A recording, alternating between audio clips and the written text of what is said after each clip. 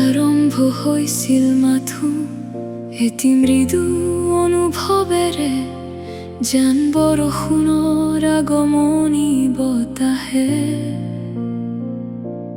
নীৰৱে স্পৰ্শ কৰিছিল মনৰ দুৱাৰ। সেই অনুভৱে ধীৰে ধীৰে ৰূপ লৈছিল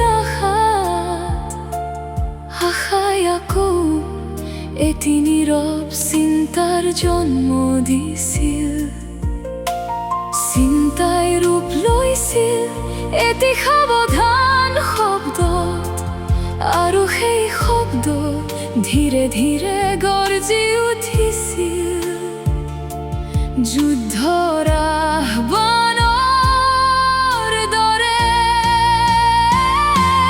মই উভতি আহিম যেতিয়া তুমি মোক মাতিবা, বিদায় কৰ প্ৰয়োজন নাই।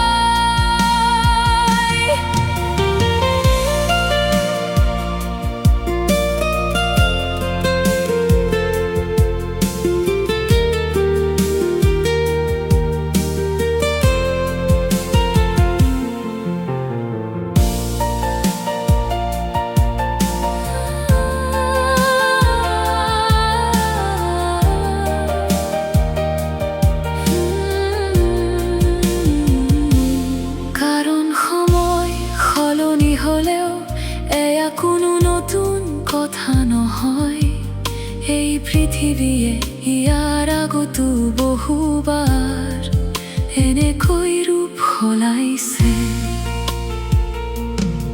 মানুহে কৰিব পৰা একমাত্ৰ কাম নিজৰ আপোন মানুহবোৰক চিনিব শিকা। যেতিয়া তুমি জীৱনৰ যুদ্ধ ক্ষেত্ৰৰ দিশে আগবাঢ়ি যোৱা, অন্ধকাৰ দিগন্তত এটা তৰা বাছি লোৱা আৰু তাৰ পোহৰ অনুসৰণ কৰা।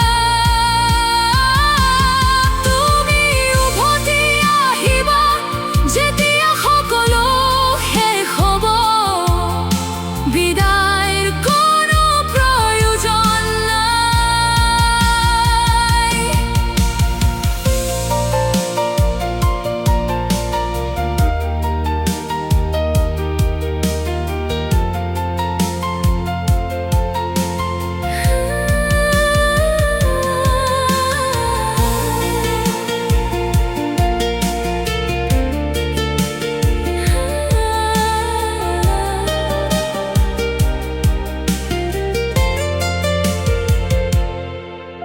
আজি পুনৰ আমি ঘূৰি আহিছোঁ আৰম্ভণিলৈ, য'ত সকলো আছিল মাথো এটি